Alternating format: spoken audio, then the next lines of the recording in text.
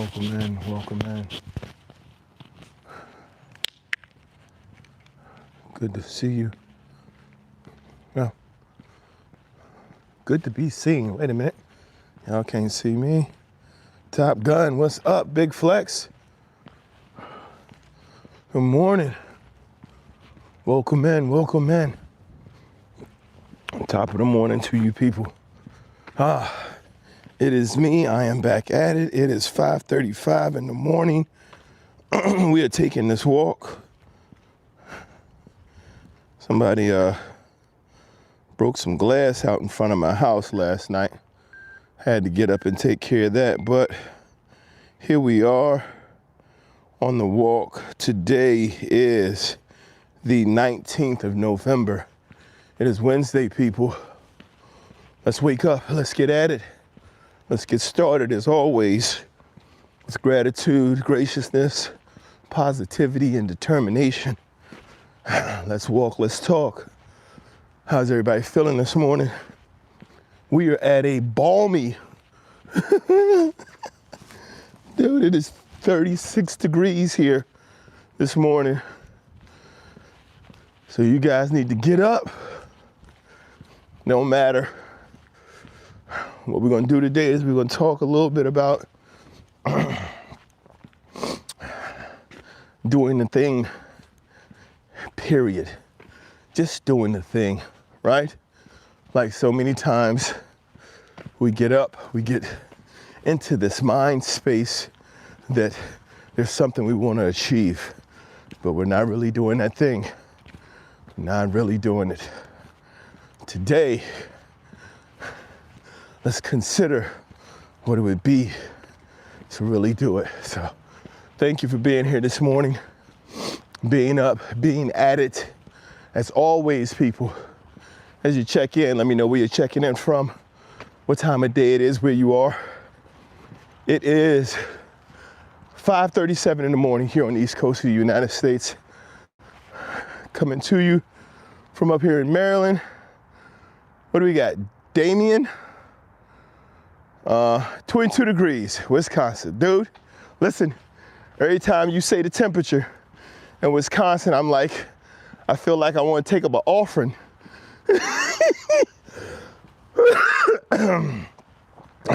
And get you relocated. That is, oh man, that's cold.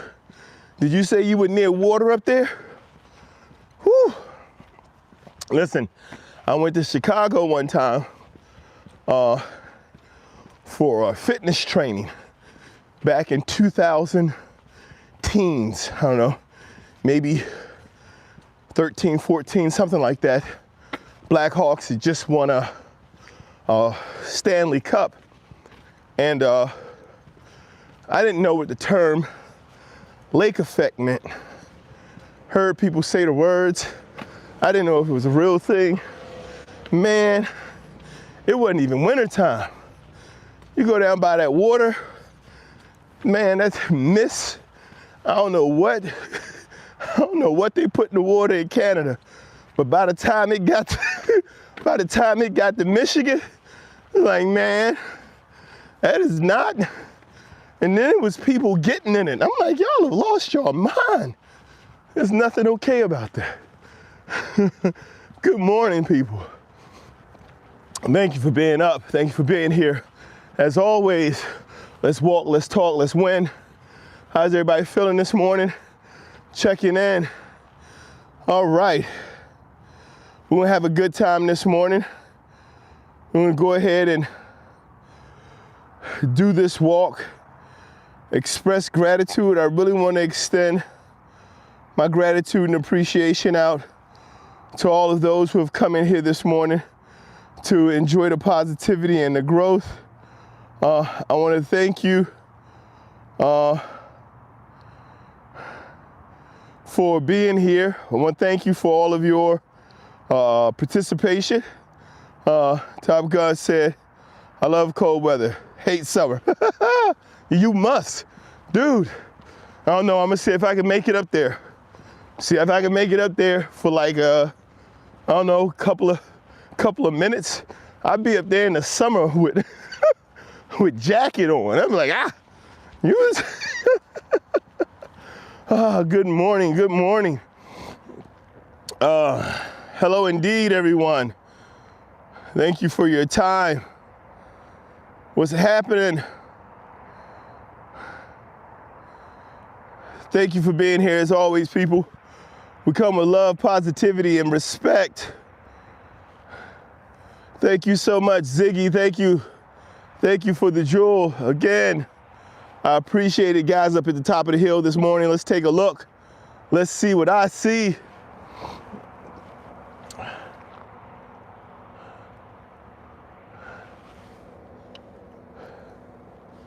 This is just my little piece, my little corner, people.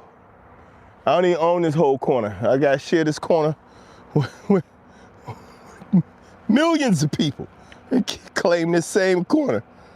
Thank you very much, everyone. Let's definitely be blessed this morning. So,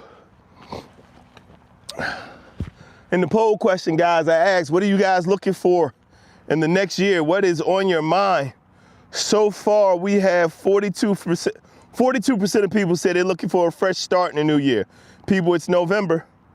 It is time to start thinking about this next year. What are we looking for? What are you looking to do over this next year? 42% of people said we're looking for, is at the 46, a new start. Some say we're looking for more money, new job. All right, Mons, another big surgery. You still here? Getting first home in the new year? All right. Okay, people. So we got some goals. We got some things that we're going towards, some things that we're achieving.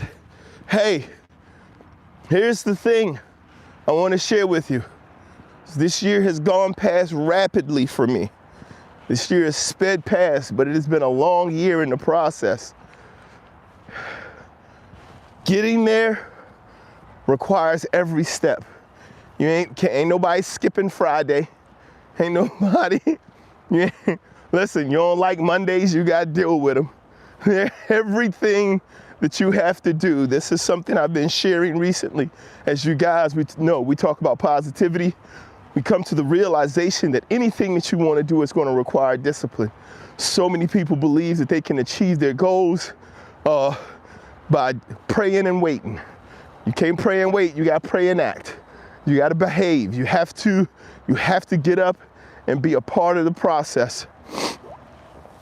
In this upcoming year, the same as in this upcoming day, in this upcoming week, everything requires for you to understand that part of this development, part of this process is you, your behaviors, your actions, the things that you're willing to do. I'm up to let you know this morning that doing so with discipline will help you achieve at the highest level. It is not going to happen sans discipline, people. It's that simple. If you do not possess discipline, whatever it is you're looking to do is either going to be challenged at a very high level, or it's not going to happen at all. And I want to explain to you what I mean by that. For me, one of the things that happens for me, give me a second, I gotta, now, one of the things that has to happen for me is, or had to happen for me, is the realization that the things that I wanted to do in life, I had to get started. I used to plan a lot. I still do planning, but my planning requires action. Even if you're planning for the day, you have to do so with the outcome in mind and action to be taken. And so for me, I learned that when I'm making this long-term plans, these short-term plans are just, what are you going to do today? And so many times I found myself planning to plan. Like I need to do research. I need to plan. I need to look this up. I need to figure this out. I need to do this thing. Well, how is that thing getting done? And there are always so many other things for me to look at and talk about. One of the things that has to happen is, even in the midst of that,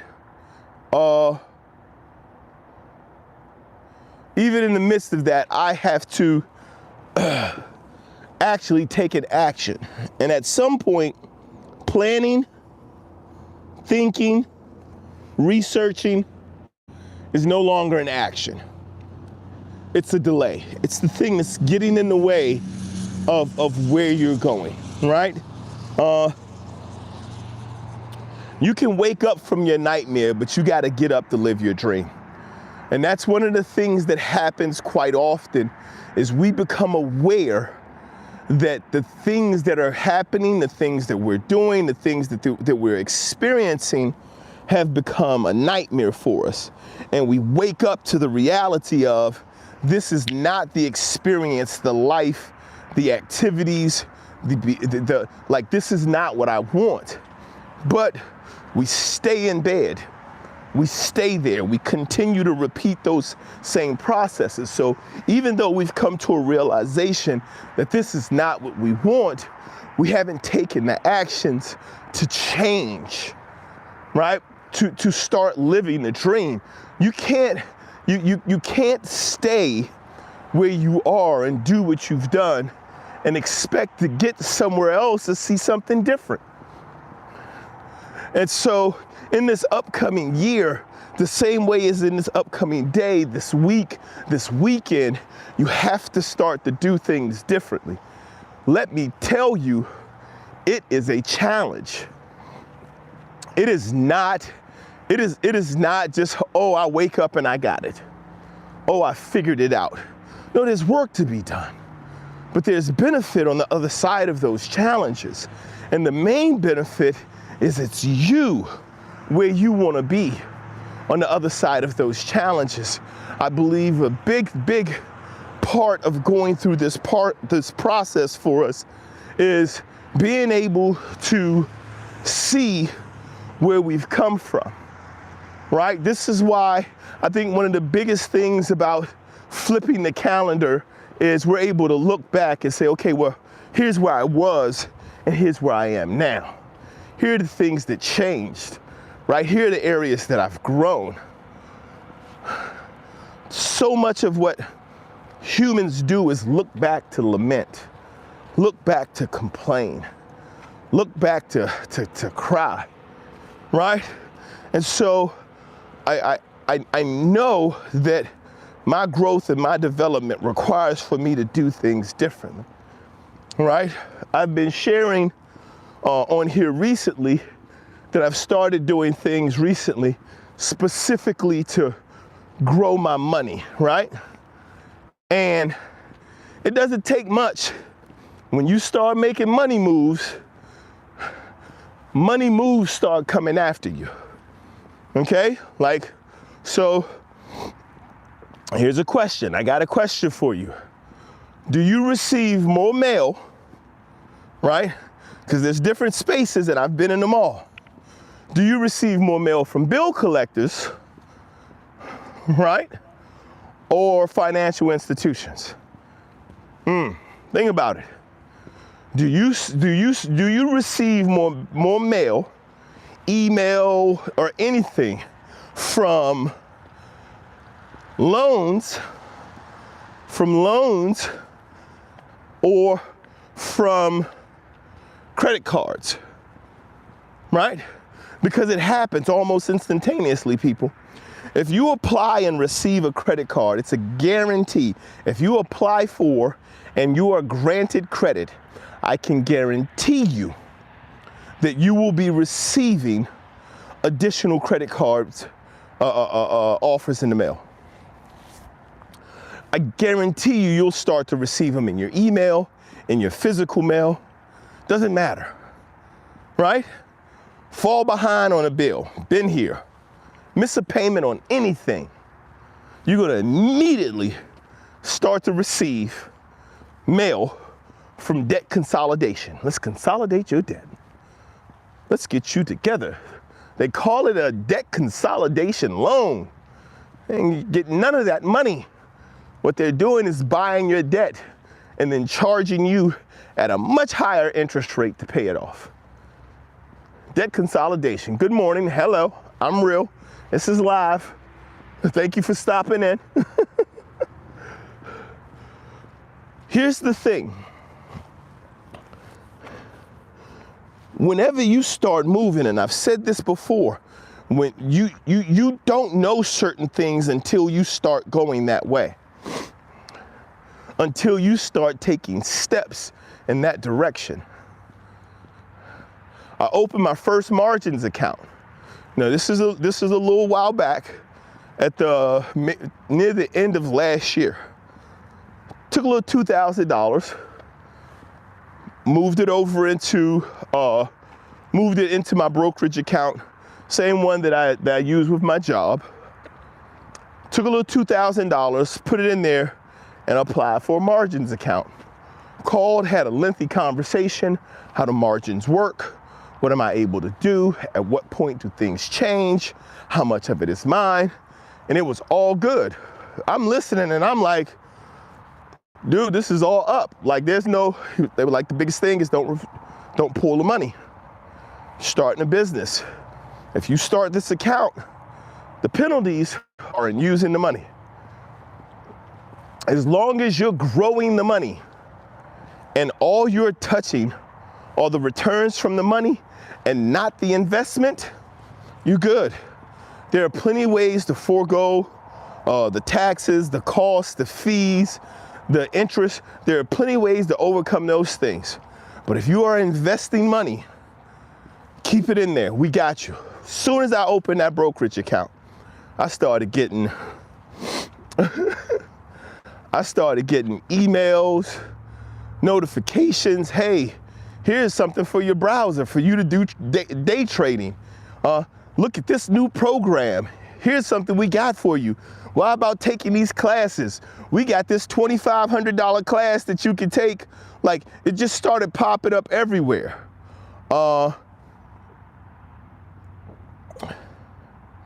Apologize, I gotta hide some ridiculousness. I keep getting these silly alerts. All right, and so consolidate my debt, and they paid off my cards, and I didn't even have to close them. Plus put cash in my bank account, and it was only 12% interest. Blissfully fun. All right, I read that one for you, blissfully fun.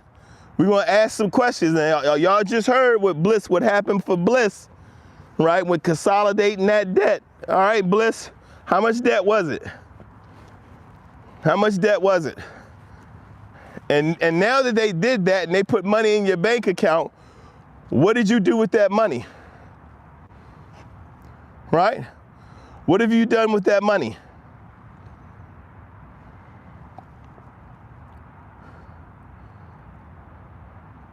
Let's really start to look at what's happening.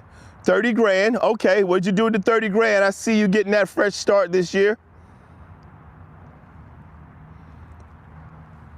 What'd you do with that 30 grand? We're gonna see if you're gonna be back here. Because that's a lot of money. That's a lot of money. If they consolidated your debt, paid off your cards, and put 30 grand in your bank account, you almost too big to fail. You got some seriousness going on. Tell me what you did with the 30K. They sent the checks in on my cards. Okay, what you do with the 30K? Right, advanced pop, that's what I'm talking about. They put 30K in your bank account. That's saying something. What did we do with the 30K? All right, paid off the debt part, plus gave me 5 grand in account. Okay, so they gave you 30,000 to pay off your debt.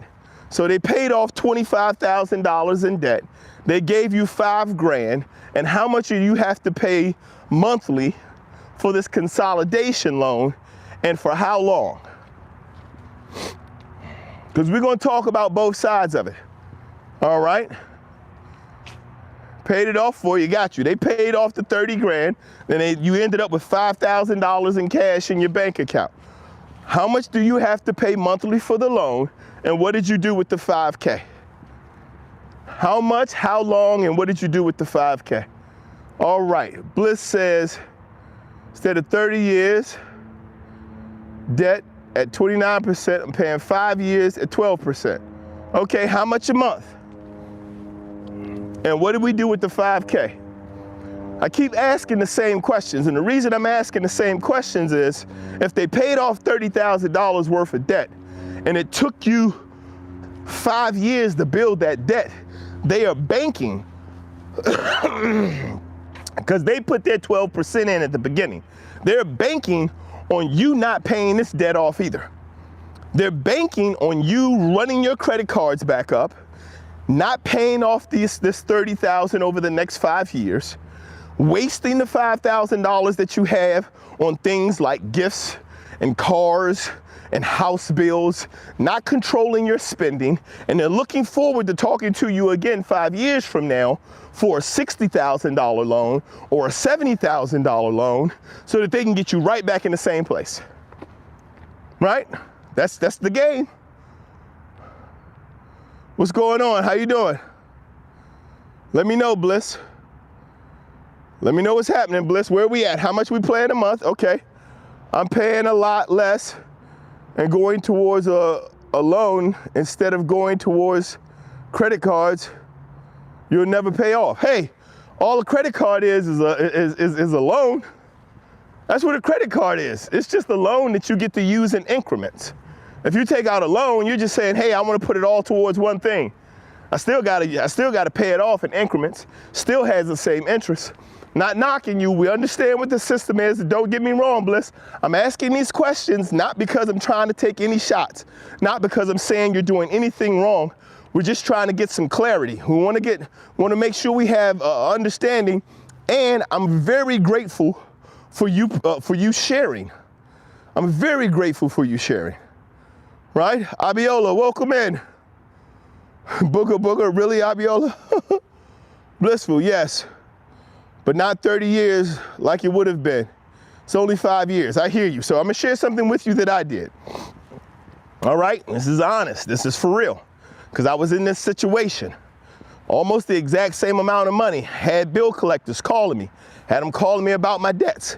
You got to pay these cards off. Consolidation loans. Hitting my door. Hey, we got agreements for you. $65,000, $55,000, $45,000. Boom, they're hitting the mailbox all the time. They're coming in. They're like, call us. They're leaving voicemails. We got a deal for you. Come on in. I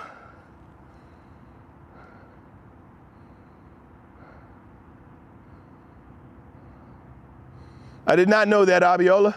So here's the thing. Here's the thing.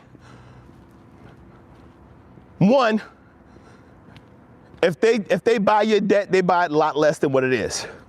If you have $45,000 worth of debt, first thing that happens is when you own credit cards and you go outside the window of those credit cards, they immediately go to their books and they write it off. They write it off. They go to the government and they say, we lost $50 million this year in bad credit. We had to write off $60 million, $50 million in debt because people aren't paying us. And the government says, okay, you lost $50 million in income. Keep in mind, they told you you got 30 years to pay this off. But they went in one foul swoop to the government and knocked $50 million off of what they owe on taxes, off of what they have to show their business made, right? Because they wrote these off. Then they turned around. So once they wrote them off and said, we didn't get any money from them, they turn them around, they package them, and they sell them as bad debt. When they sell them as bad debt, they usually sell it dimes on a dollar, nickel on a dollar. The reason they sell it that way is because if they sell your $45,000, your $50,000 worth of bad debt, right? They sell your $50,000 worth of bad debt to some other company, and that company comes to you, right? And says, hey, we'll settle this $50,000 for $30,000. We'll get it paid off in 5 years. We're going to put in a fixed 12% interest. The balance will not grow as long as you make your payments on time. And then you're like, oh man, okay, that's the deal. dropping the cost by 20 grand, and they say, and we're gonna give you $5,000 in your bank account. So we're gonna pay off your $50,000. We're gonna pay them off. We're gonna close some of these cards because they don't matter. Some other ones, we're gonna pay off for you so you continue to use, right? We're gonna ask that you don't open any new accounts so that you don't put this in jeopardy. And then we're gonna take care of this for you. So they done went and paid dimes on the dollar for your debt, and then they turn around and say, I'm giving you a deal. And now you're paying them $30,000 over the next 5 years for something they might have paid like $500, maybe $1,000 for. It is all profit for them. So here's what I did. I told them no.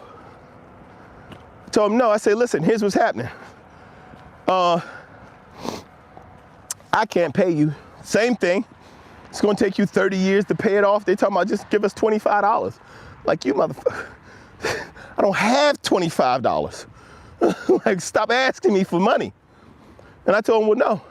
And then I sat down and I had a conversation with a tax attorney. This was years later, but I feel like I did the right thing then. I said, if I have these debts and I can't pay them off, what happens to them? Oh, the first thing that happens to them is they write them off so they get their credit for them, and then they sell them off. I'm like, what do they sell them off for? Usually 15 cents on the dollar is what they charge. So that if they come to you and they're trying to collect 50, 75 cent, if they're knocking 25% off, it looks like a phenomenal deal. But it's all profit for them.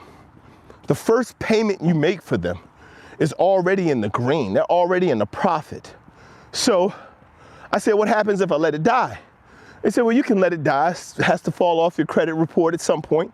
When it falls off of your credit report, you know, it's gone. I'm like, okay, well, what are some other options? You can just let it get bigger.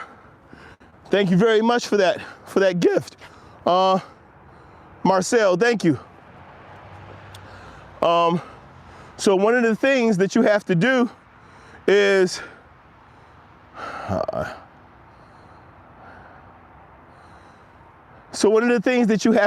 understand when you put that in, you get that started, now they're taking your money, they're already winning in that respect. So I said, well, what if I took the money and invested it? Hear me out, stay with me. That's why I kept asking, how much are they charging you a month, right? Because they consolidated your debt, but they are betting that you're gonna run it back up. It's a gamble for them. Their belief is you're gonna run this debt back up. So what do you do instead, Bliss? You take your money, you don't get them a dime. You understand that you had these debts, you misused the credit, you're like, what about my credit score? What about your credit score? What do you use your credit score to do? Get more credit. What do you do when you get more credit? You spend more money. You don't need a credit score right now. Your credit score is what's killing you. Your credit score is what gives you the belief that you are sound and that the things that you do work for you and that you can live, be above your means, because how else are you going to get something unless you have credit? How am I supposed to buy something that costs $8,000 if all I have is $3,000 in cash? This is how you buy it. You don't. Here's the thing. Here's the trick. Because I'm telling you, I'm going somewhere with it. Stay with me. If you're paying $300 a month for bad debt, and this is what I mean, it's bad debt because you don't want to use the credit cards. The credit cards just keep getting you deeper in debt. You say you want to start taking loans. If you're paying $300 a month for bad debt, invest it instead. I'm paying $300 a month into something I don't want to use, into money I'm never getting back. For the next 5 years, I am giving away $30,000. 37 seconds. While at the exact same time, you could invest $30,000 into the stock market that has an average return year over year, 6 to 7%. Right? You have the opportunity to do that. So here's the thing. Can't garnish, can't garnish without a legal agreement. And you can always prevent garnishment. Just respond when they send you the letter to say this is an attempt at collections. I don't have the ability to pay. And this is where the poor middle class, because they're not paying attention, fall behind. Everyone says Donald Trump's a horrible businessman. He's filed bankruptcy 12 times. He has a $600 million piece of property sitting on the ocean in Florida. Why? Because if he gets bad debt, if you get bad debt that does not make sense to pay and you can't grow from it, you don't pay it. See, that's a principle where we look at the rich and say they're horrible people. They should be paying their debt. For what? It doesn't have any use for them anymore. Y'all don't want to pay child support. You don't want to pay for some other kid to eat lunch. Why? Because it doesn't have any benefit to you. It doesn't grow anything for you. You don't want to pay for nobody else's food when you go out to eat. Why? Because it don't put food in your belly. So why are we paying bad debts? Why are we looking at being $30,000 in the hole, paying $30,000 to a company that bought our debt for $5,000? We're still spending the next 5 years living off of credit cards and putting money somewhere where we don't want it and we can't use it, versus taking that exact same money and investing in the stock market. If you can pay off $30,000 worth of debt in 5 years, you can amass $30,000 worth of stocks in 5 years. So, if you can invest $30,000 worth of stocks, if you can move $30,000 over into investments, then you start to learn things. I told you, when you start moving in a certain directions, things change. Financial institutions start contacting you.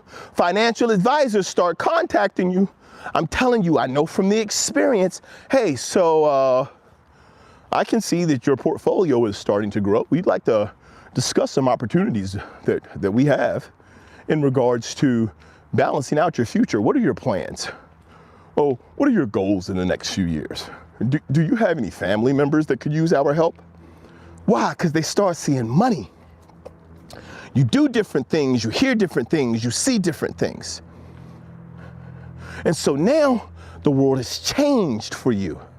Now the world is not about, oh, how can we get you to give us debt? How can we get your money by buying things off of you? Now, oh, you got money, you're doing something with it. How can we get a piece of it by helping you put it in other places? How can I get paid by tending your garden? See, your debt collectors are pulling weeds out of somebody else's garden and getting you to pay for it. Your financial advisors are planting seeds in your garden and getting you to pay for it. The difference is you can't eat weeds. But they're betting, they're like, dude, I'm gonna pull these weeds and I'm gonna give you access to the garden. Because you've shown that you can't tend it correctly, I'm going to watch you continue to destroy it. I'm going to watch you burn it down again. So what does this tell us? What does this let us know? It lets us know that we need to change our behaviors. You have to change your mindset. Everyone keep telling you your credit is so important. What is your credit important for? Well, your credit's important so you can borrow more money. Well, how much money do I need to borrow? Good morning. How you doing? You just getting off or you going in? Going off, getting off. Getting off? All right, man, get some rest. Little EMS, fire department, overnight, man, 6 o'clock in the morning. He just coming home. So what does this tell us? What does this let us know? It lets us know if we have our money and we're investing our money and we're making our money grow, we live off of what our money makes, not off of what we make. The problem is that we're so caught up in having to have things. And here's the catch, guys. Here's the catch. Hear me out.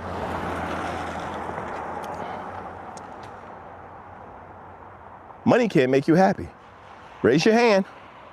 Raise your hand if money don't make you happy. Come on. How many of y'all money don't make you happy? How many of us believe money don't make me happy? Thumbs up, raise your hand.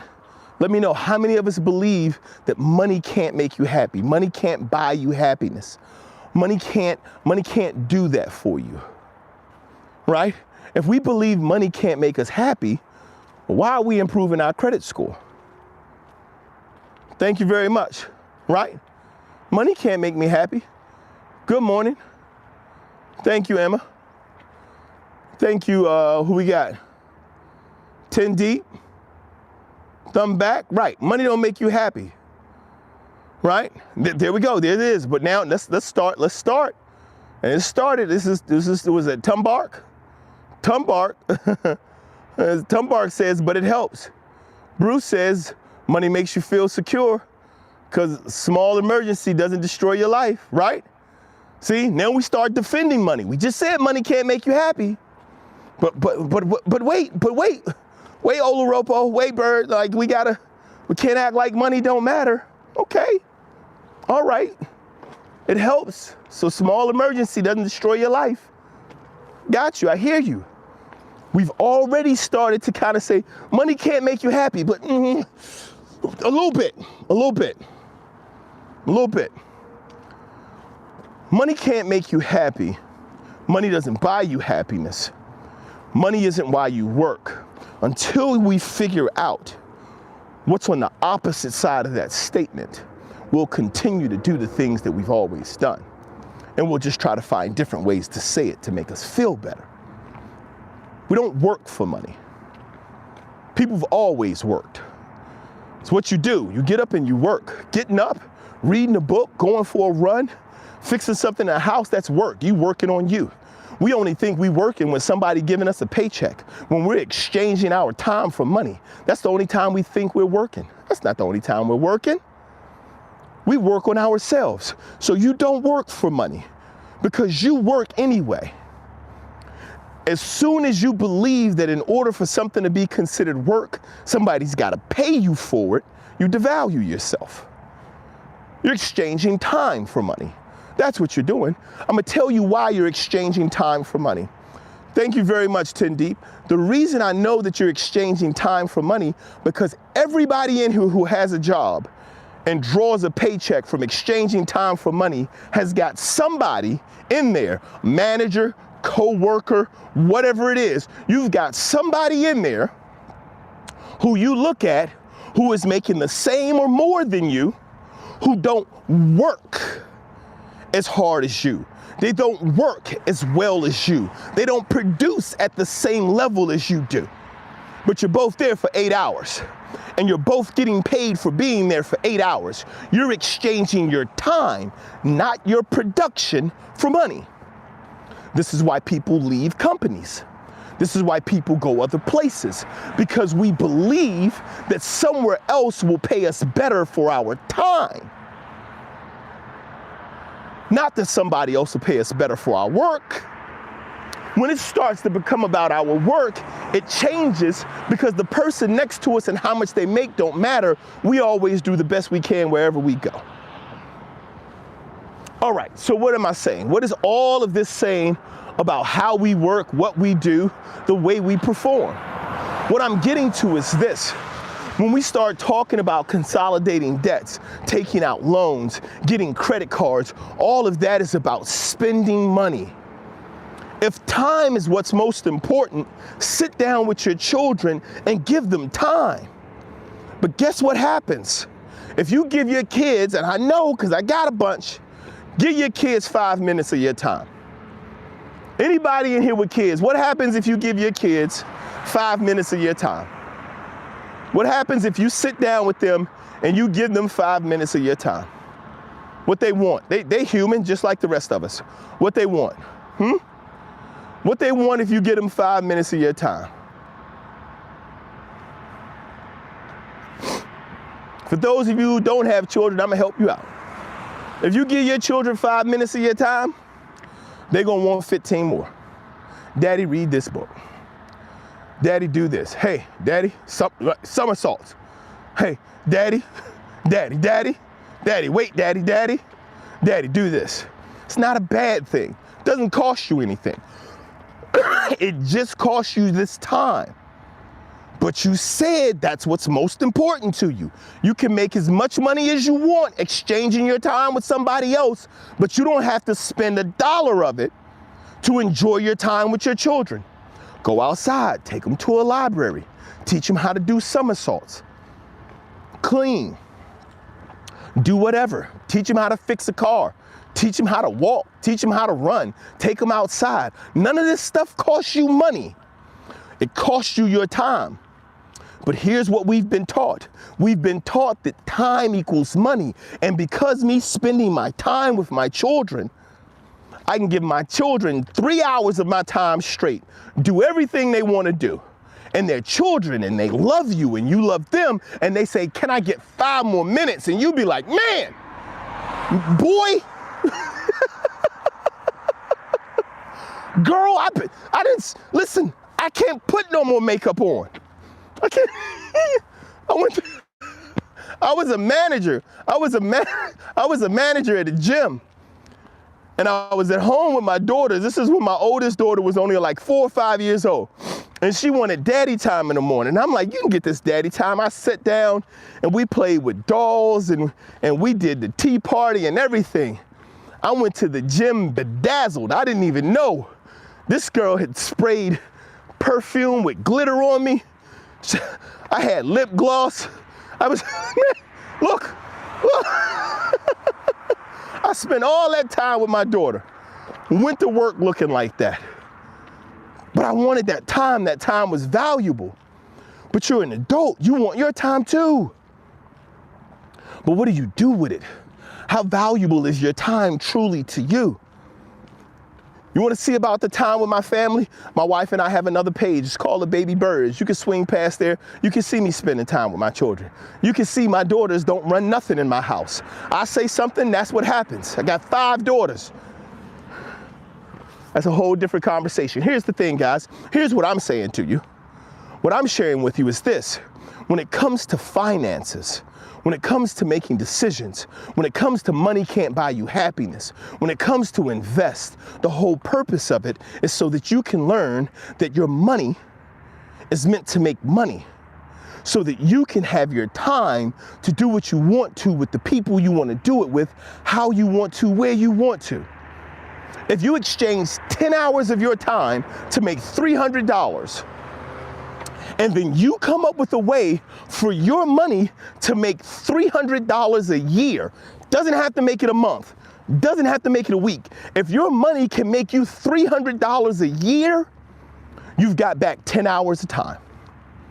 If it takes you 10 hours of work, you get back 10 hours of time in that year. You get 10 hours back into your life that year where you can say, hey, my money makes this money for me.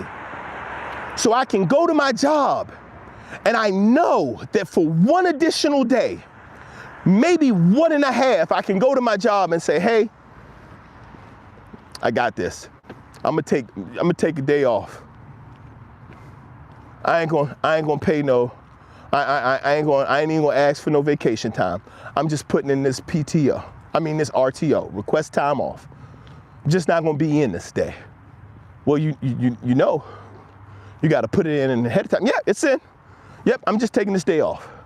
You ain't gonna put in paid time off? Nope. My money got me. Put my money to work. It's got me 1 day a year. Right now, my money's making $300 a year. That means I get 10 hours to do whatever I want to. I can request this time off and I don't have to use any of my PTO. Here's the thing. You keep investing. Now your money is making you $600 a year. $600 a year. What does that mean? You get 20 hours. That's half a week. That's half a week that you exchange your time for money you've gotten back. Keep doing it. When your money can make you $1,200, where are we at now when we can make $1,200 a year off of our investment? It doesn't have to be $1,200 a month. It's $1,200 a year. I got a whole work week back. Man, they give me 6 weeks of vacation. And now my money's at work for me. I can afford a 7th week of vacation. I literally can request time off without asking them to pay me anything, and my money will pay for my additional time off. That's how you put your money to work for you. Keep stacking it, keep investing it, keep building it. And the reason I don't go into specifics, the reason we're not talking about crypto, the reason we're not talking about what the top 10 stocks to invest in, the reason we're not talking about ETFs, we're not talking about bonds, we're not talking about the specific investments, I'm not having those discussions yet, because in order to have those discussions, you must first have discipline. Because you can't keep talking about it, and then you're not prepared to do the investment necessary. Why are you paying somebody $300 a month in dead debt? Dead. Fight it. Take that exact same amount, put it into your brokerage. When we start talking about margins, we're talking about doubling your money. We're talking about the fact that the brokerage firm is going to come to you and say, man, you got $30,000 in here. We're going to give you $60,000 more to invest. Do your thing. When we talk about these specifics, we talk about them once you've established discipline. You want to put money away? Do it on a regular basis. I train the program specific. Here's how the program is trained. If you want to start putting money away to assure that you have the money necessary in order for you to be able to grow, in order for you to establish discipline, here's the first thing you have to do. Determine how much money you want to put away a month, but don't put it away at one time. Move it daily. You want to invest $300 a month? It's a 30-day month? Okay, you got your $300, set it aside. Don't put all $300 in there at once. Don't put it all in there at once, because then you don't have nothing to do for the next month. All you're doing is looking at it. What's that little thing they got on YouTube? Have I gone viral yet? That's all you do, man. Is that $300 made $3,000 yet? Is that $300 $1 million yet? How much is it? That's what you do. Don't do that. You want to move $300, it's a 30-day month, move $10. Move $10 each time. Every day I got to get up, I got to move $10. I know I'm moving $300, but I have to take this action every day. Why? It's repetition.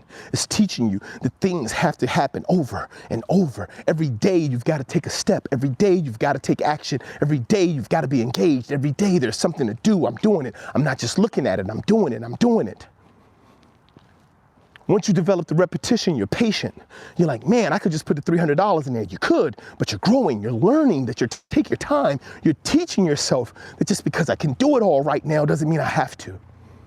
Just because I can buy it all right now doesn't mean I have to. I'm teaching myself discipline. I'm teaching myself patience. I'm teaching myself to work and grow. And in the process of doing it, I'm researching the stock markets. I'm looking at the stocks. I'm seeing which ones go up, which ones go down. Why do certain stocks dip at a certain time? Because they have employee stock purchasing programs. And with these employee stock purchasing programs, the prices drop. Because there's a whole bunch more stock that now is available. And so that's a great time to let that settle and then gobble some up. You're learning because you're doing this work. That's the process. That's the repetition followed by patience. And now you need consistency. Consistency requires a plan. Okay, so what am I going to do? Well, I know I'm moving this money every day. So what am I going to start doing? Well, once a week, I want to go in. I want to take a look at the companies that have dividends being paid out. What percentage of their dividends are being paid out? Where are they being paid out to? Which brokerage firm do I want to use? What are their returns? What does DRIP mean? And you start learning, but you have to develop this discipline. Don't touch this money. Man, I put this $300 aside so I can put it into this bank account this month, and I need gas. I need gas so I can go over here with my friend and watch this game. Guess what? I'm watching the game from home. I need money because I was supposed to be bringing ribs to this cookout. Guess what? They're going to be rib free. Listen, then you learn and you teach yourself that I do things, I take behaviors and I take actions specific to the goals and the results and the outcomes that I'm looking for. Because it doesn't matter how much we talk about bonds.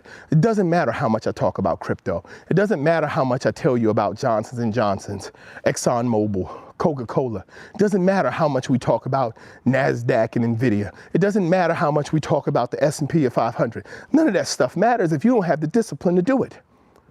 Because they're banking.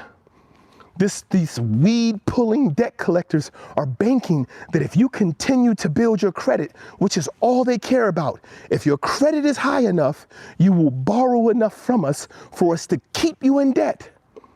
Trump introduced a 50-year home mortgage. What? The current interest on a freaking 30-year mortgage is already putting you at $60,000 more than a $400,000 loan. And that's if you put the 20% down to start.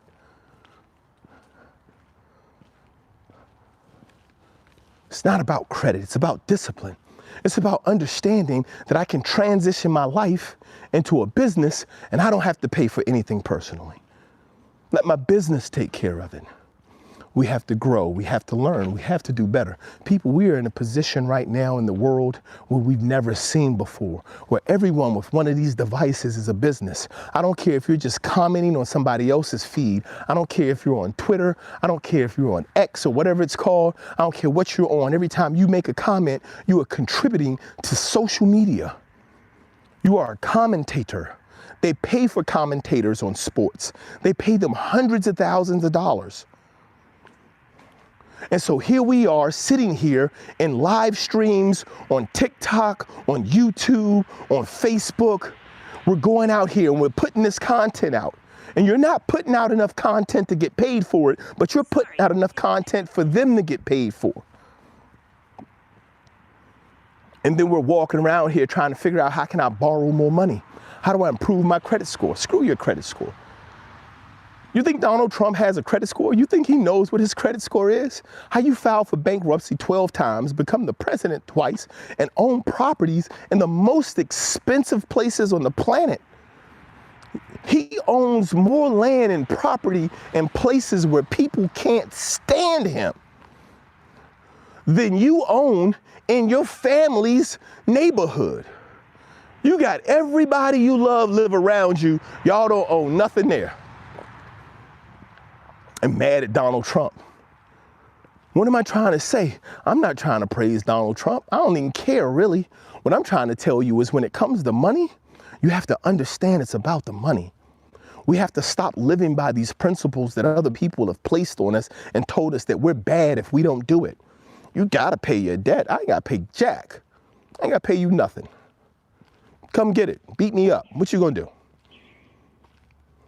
You have to work. You have to live by a certain set of principles. And then when you have these, and I'm gonna tell you the worst ones. I'm almost done here, people. I'm gonna tell you the worst ones. And this is what I want you to take from this morning if you don't take anything. Your religious leaders are the main ones. Don't you let nobody stand on no pulpit, on no platform. Don't let you stand up there and take your faith and use it to fuck you. I apologize for the profanity, but I'm being absolutely serious right now. Don't you let nobody take your God and use it to lead you to your own destruction. We're on here talking about our finances. Here's my thing. I'm a born-again Christian. As a Bible-thumping son of a Southern Pentecostal traveling evangelist, let me tell you, my belief and my faith says that I will spend eternity next to Jesus. An unimaginable utopia. Things I can't even begin to imagine. And I'm gonna let some preacher down here tell me that I gotta put 10% of my money into a basket so that they can reach out to the homeless. I can take my 10% directly to the homeless. Keep in mind, I just said it a few minutes ago, money don't buy you happiness. Money don't make you happy. It's your time. So which one do you think God values most? Does God value you dropping 10% of your income into a basket and then blindly believing that it's going to help somebody? Or does God value you going out into your community and investing 10% of your time into the people who live right next to you? Hey, Miss Nancy, how can I help you? You need your grass cut? You need anything taken out of your house today? Hey, Miss Jerry, how can I help you? You want me to paint this back fence for you? Is there anything I can run to the store and grab for you?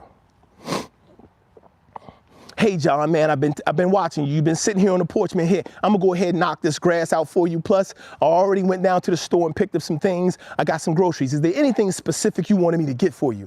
I want a 6-pack. I got you, Jerry.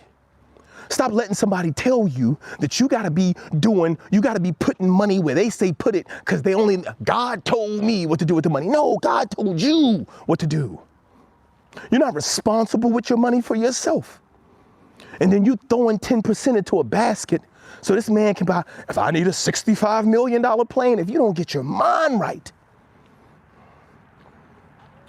They building compounds and you ain't got nowhere to go. You put your money into that church. Go back and ask for some of it. I don't care what church you've been going to and for how long you've been going to it. Go to that church right now. Go to your church today and say, yo, I've been a member here for the last 20 years, or last 10 years, last 5 years, and I've been paying my tithes loyally, and I can't make my car payment. Bless me. I just need $600. I need $600 to make a car payment. See what they do.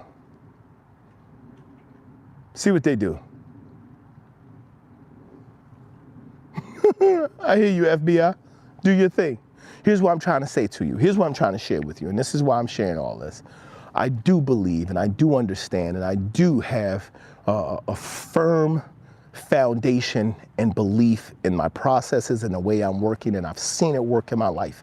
I've seen it grow. I've seen it have changes in me, changes in my family, because I've established discipline. And anywhere that you work towards mastery using discipline, you're guaranteed to see success. There are so many principles and so many things we can share specifically about finances. But it doesn't matter if you're trying to fix your finances, your faith, your fitness. It doesn't matter what you're working on. It requires discipline. And when we put in the effort towards discipline, when we start growing and we start making that movement towards truly living by these principles that we espouse, that money don't make you happy, we start spending our time in the places where it will actually make sense. Thank you very much, Giolo. Thank you guys so much this morning. Thank you for being here. Thank you for stopping in. I know it's getting late. I got to head in. I got to get some children ready for school. This is what I want to say to you people. Anything that you have to do, you have to do. Everything that you want to get done in your life requires for you to be a part of it. Stop sitting back and waiting. Stop wishing. Stop believing somebody else is going to do it for you. Get up, do your thing, because the more you do, the more you get done. I cannot say it more simpler than that. Thank you, Noah. Thanks for being in here. Here's the thing I want to tell you as you guys go out into the day, as always. Discipline has 4 pillars. The 4 pillars are very simple. Repetition, that's just the process of showing up, is how you develop the skill. Patience, it takes time. You're going to have to practice. Consistency is the 3rd pillar. It has to be, because you cannot be consistent at something that you do not know and you do not have the proficiency to perform. Consistency is where you build a plan and you start to grade your growth. You don't grade repetition. You just show up and ring the bell. Repetition, patience, consistency, and finally, it's perseverance. Perseverance is the part that works on you. Perseverance is the thing that makes you who you need to be so you can see what you want to see when you get where you're going. You have to develop that.